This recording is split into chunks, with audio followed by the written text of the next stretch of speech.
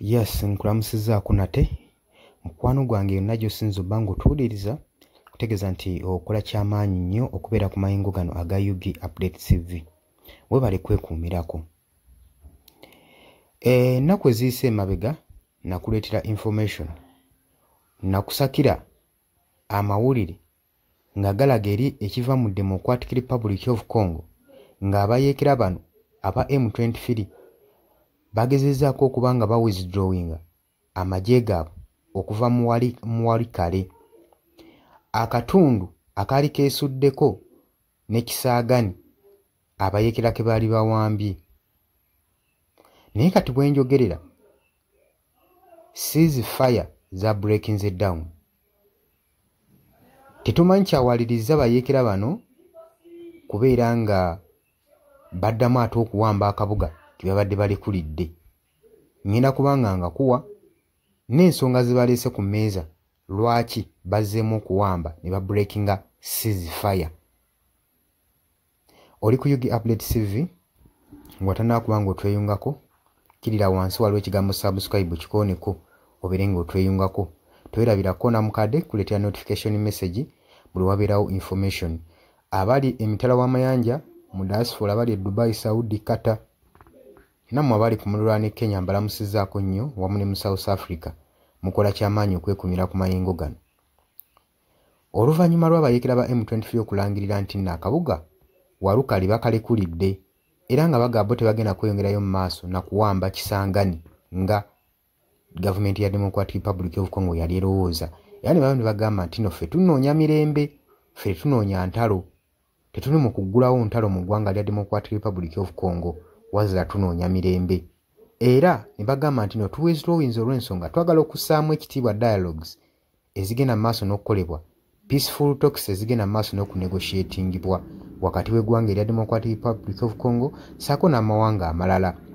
Era ne bagamba tuyiwadde ekitiibwa y'ensonga waaki tusinzinze fire. Tewali nsonga yonna yonna etuleetedde eno mbeera wabula tunoonya mirembe.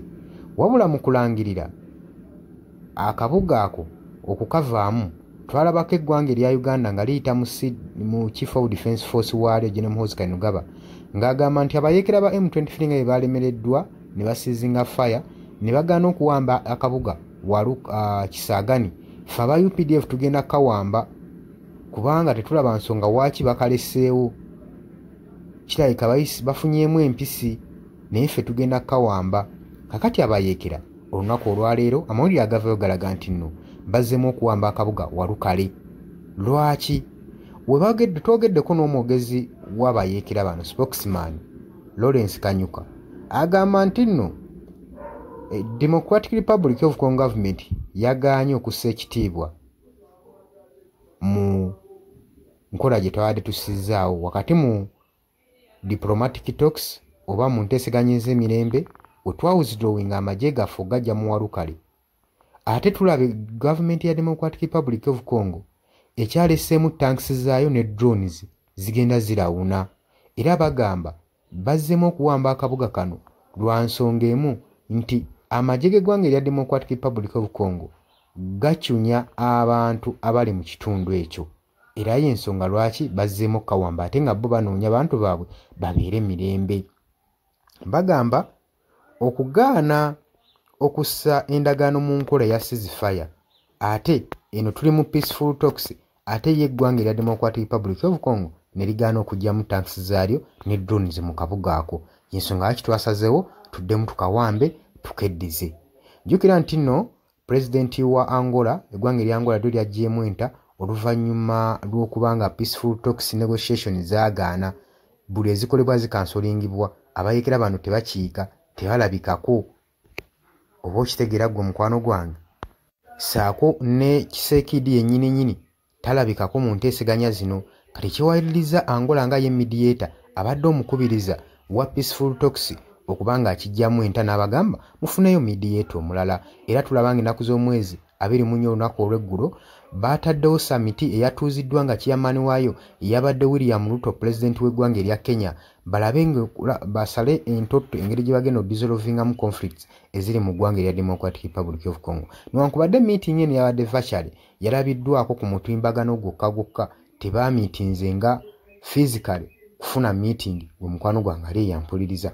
Oli ku Yugi Update TV kosinza obanga otuuliza gw'atannatwengako kirira wansi waliwo ekigambo subscribe kikooneko obeere ng'otwengako ddala bulungi nnyo.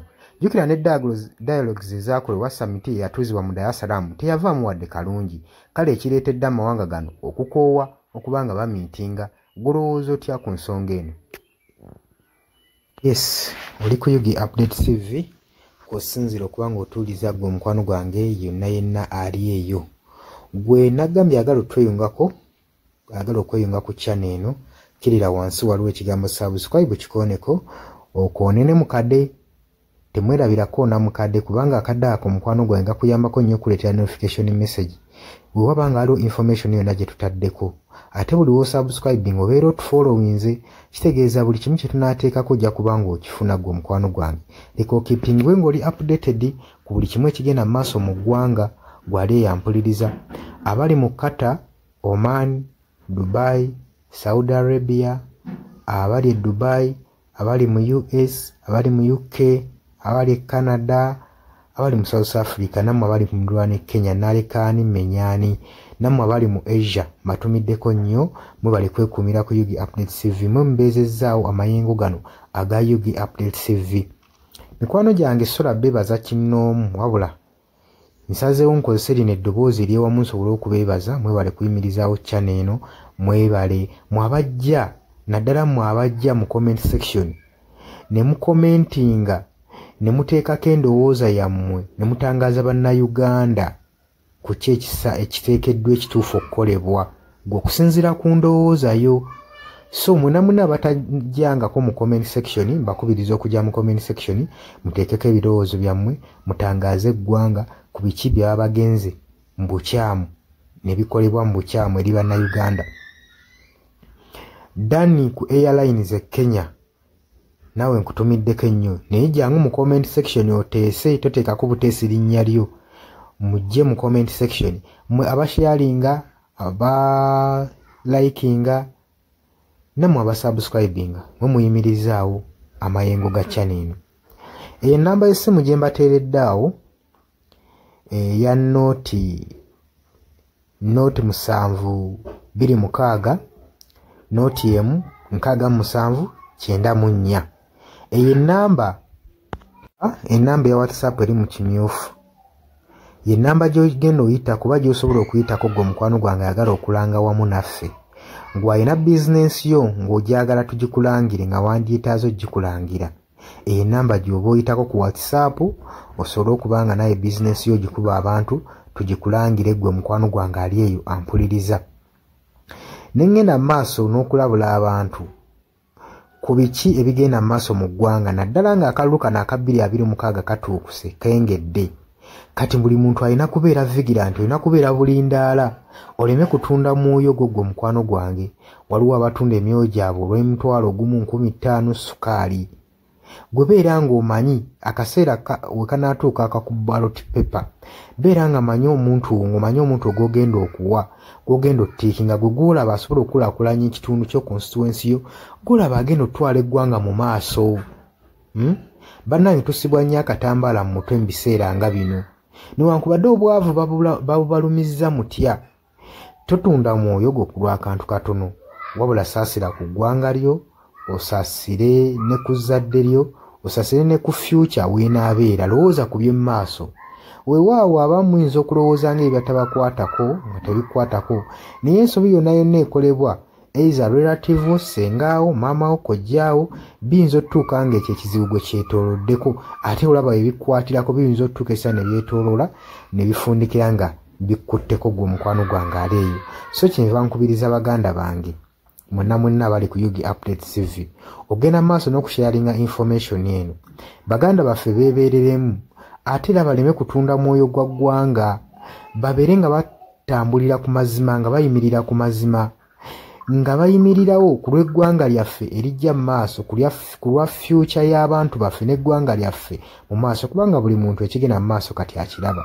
Bw'atalaba kigenda mu maaso nkakasa obeera muzibe, ate era ne muzibe naye alina byawulira ebimutyemula omutima, kati n'amanya nti no mu ggwanga mulimu kino. So nkubiriza buli omu obeerera labbayi wa munno osobole okuba nga oli kalabalaba w'oyo ku biki ebigenda mu maaso. Obakubirize n'omubakubiriza waliwo abali mu byalo nga tebamanyi kigenda mu maaso. Mubaagaliza okusubscribinga ku mikutu gino bategere ebigenda mu maaso mu ggwanga lyaffe. Wakati smartphone zajja gwe mukwano gwange ali eyo. Wabula mbaagaliza olunaku olulungi mubale kwekumira ku Yugi Updates TV mubatana subscribinga mugende mu maaso n'okusubscribinga. Mbaagala nnyo era mweraba.